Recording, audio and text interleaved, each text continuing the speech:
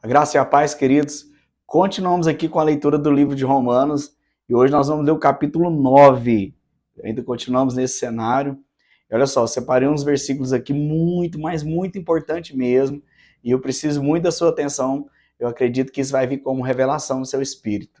Eu vou ler aqui a partir do versículo 7 e eu vou explicando para que você entenda. Diz assim: nem por serem a semente de Abraão são todos os filhos, mas em Isaque será chamada a tua semente. Isto é, os que são filhos da carne, estes não são filhos de Deus, mas os filhos da promessa são considerados como semente, porque esta é a palavra da promessa. Por esse tempo eu virei e Sara terá um filho. Bom, aqui você vai precisar entender um pouco de Gênesis. Por quê? Porque está falando de Abraão. Então nós já lemos aqui nesse estudo de Romanos que Abraão é o pai da fé. A Bíblia diz que Abraão creu e isso lhe foi imputado por justiça. O que significa? Por causa da fé de Abraão ele se tornou justo. Não foi por causa de algo que ele fez, foi porque ele creu. Então a sua fé fez com que ele se tornasse justo. Isso é ótimo. Então nós somos filhos de Abraão, somos da descendência de Abraão, porque Abraão é o pai da fé. Beleza, agora, quem é a mãe? É aqui que está o ponto. Quem é a mãe? Sara ou Agar? Por que eu estou falando Sara ou Agar? Porque antes de Isaac nascer, Deus então faz uma promessa, como o Paulo escreveu aqui os Romanos, ele está falando, Deus veio para Abraão e falou, olha, você vai ter um filho, você vai ter um filho, vai dar à luz a um filho, falou para Sara.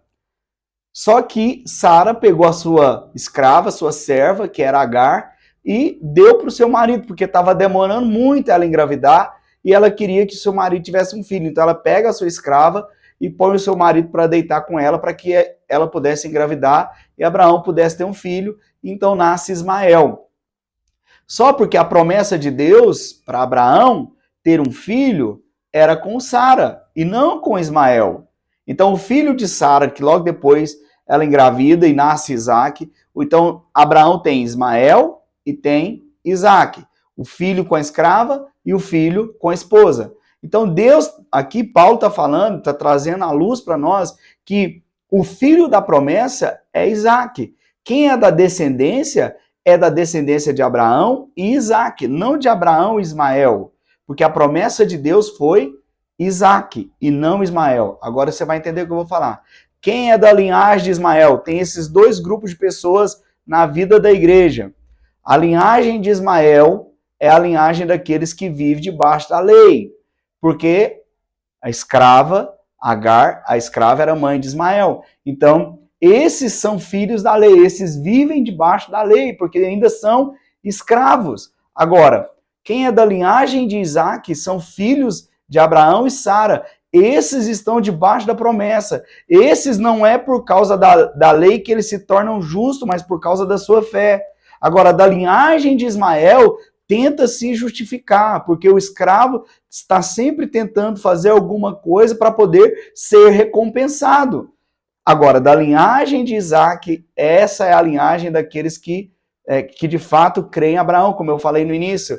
Esses são os filhos da semente que essa tradução da King James aqui trouxe para nós. Então você precisa entender. Abraão é o pai da fé, mas a mãe é Sara, não Agar. Amém? Então você precisa crer nisso para que você possa caminhar com a convicção de que não é o que você faz para você ser merecedor.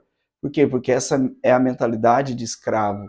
Você não é escravo, você é filho. Então você precisa caminhar com a mentalidade que você é santo, que você é abençoado, que você não... Um pouco aqui ainda, a gente leu o capítulo 8, ele fala sobre herdeiros e co-herdeiros em Cristo Jesus. Então, toda a nossa herança é porque somos herdeiros e co-herdeiros em Cristo. Você precisa ter essa convicção para andar, para viver a sua vida debaixo dessa convicção.